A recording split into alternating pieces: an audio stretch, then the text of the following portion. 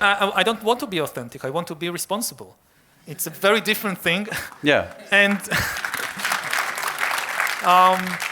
again, you need to play the game. That, you want to play football, you need a team. You want to play in the world today, you need a corporation or some other kind of organization. To make a change in the world, I think institutions are key.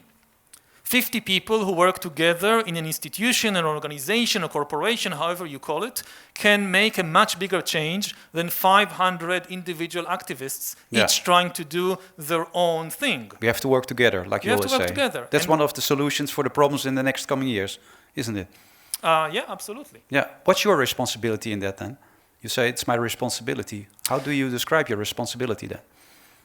Not just me, again, but my organization, we define our purpose as focusing the global conversation on the most important problems.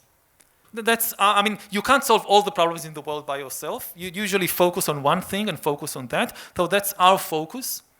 And we think that part of the issue in the world is that people often get their priorities wrong.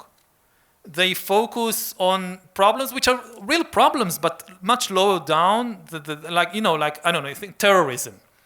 Terrorists kill a small number of people, but cause millions to be terrified. This is the power of terror. Yeah, but you describe them as weak people who use an ultimate weapon that doesn't really work, but only the fear. Yeah, but it's a very powerful weapon because, you do see that governments fall. Yeah. And that elections are decided by these terror activities, they don't really pose a danger to human society like climate change or like the rise of disruptive technologies such as artificial intelligence.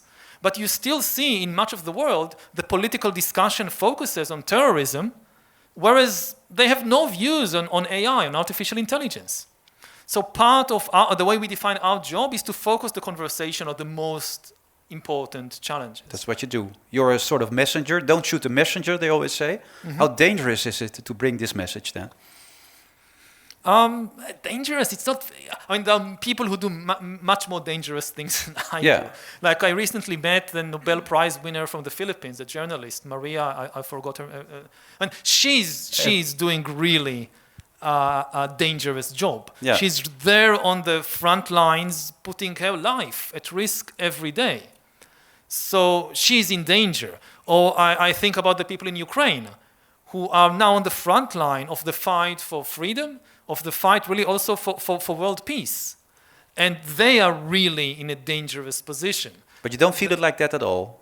Don't you ever are being threatened or things like that? There are some small threats, but they are not of the same magnitude. So it doesn't stop you.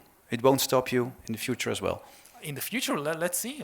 At least at present, I'm here. Yeah. Who are you? Who are you? Who am I? That's a very difficult question. I'm still exploring that. I think part of the issue with identity is that too many people, when they ask this question, who am I?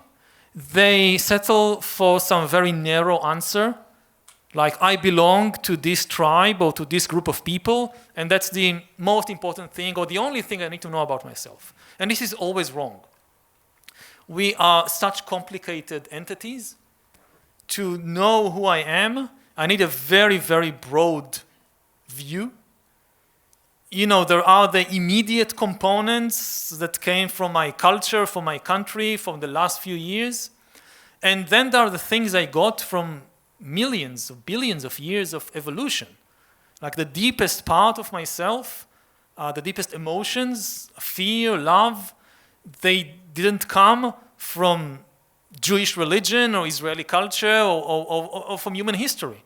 They come from billions of years of evolution. But in one of your books you say you have to know yourself before algorithms will do. Yes. That's what you say. Mm-hmm. But is that possible then, you think? Yes, to some extent, yes. Because, the technology is still not there. It is possible today to collect a lot more information about you than in any previous time. But to actually observe what's happening inside you, this is something that the technology is still incapable Yeah. of doing. And But how can we win this race then?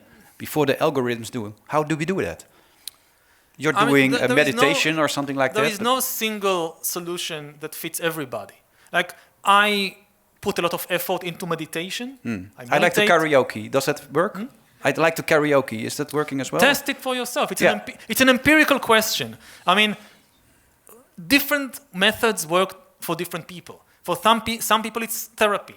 For some people, it's hiking in the woods, or sports, or maybe karaoke, or singing. Yes. I mean, test what really works, what helps you get to know yourself better. And when you discover this, then the important thing is give it time. Invest in it. It's one of the best investments you can do. Yeah, but we don't have time anymore. That's the problem, I think, for most people. That's a dangerous way of thinking. We still have time.